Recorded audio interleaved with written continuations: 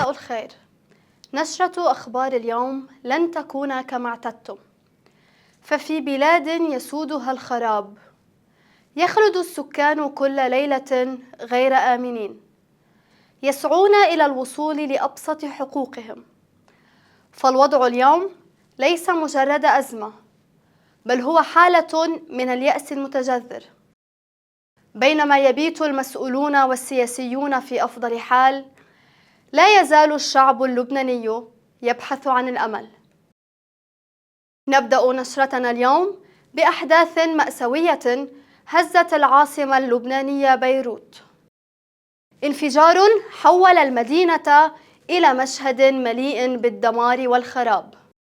آلاف القتلى والجرحى ودمار هائل ترك وراءه ندوبا لن تمحى بسهولة من ذاكرتنا. نشرة أخبار المساء سنطلعكم فيها على آخر التطورات، ونبدأها بالتفاصيل.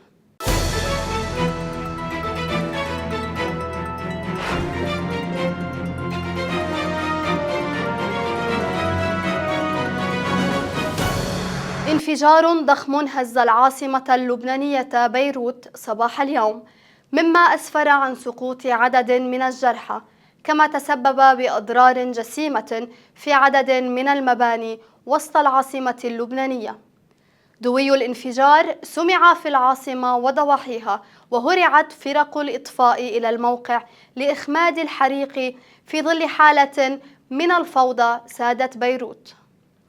يعود سبب اندلاع الانفجار إلى احتراق كمية كبيرة من نترات الأمونيوم، وهو مركب يستخدم في صناعة المتفجرات. هذه المواد كانت مخزنة في مرفأ بيروت منذ 6 سنوات في ظل ظروف غير آمنة. وللحديث أكثر عن تفاصيل الانفجار سيكون معنا زميلي أحمد من أمامي المرفأ. أحمد، لو سمحت، هل توافينا بآخر التطورات في موقع الانفجار؟ أهلا ريم. طبعا ريم، الوضع مأساوي هنا.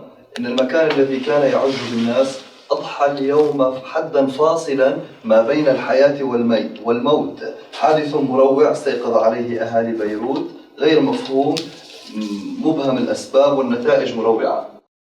ما عدد الوفيات والجرحى إلى هذه اللحظة؟ عدد الوفيات حتى الآن غير مؤكد، لكنه تجاوز 100 على الأرجح، والجرحى بالآلاف، ولا زالت المستشفيات حتى الآن تستقبل حالات جديدة، وبعضها أعلن عدم قدرته على استقبال حالات. ما هي استجابة السلطات المحلية حتى الآن؟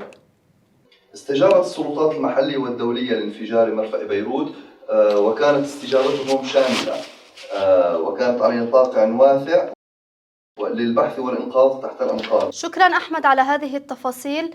وهذه كانت آخر التطورات على الأرض في بيروت، وإلى هنا نكون قد وصلنا إلى ختام هذه النشرة.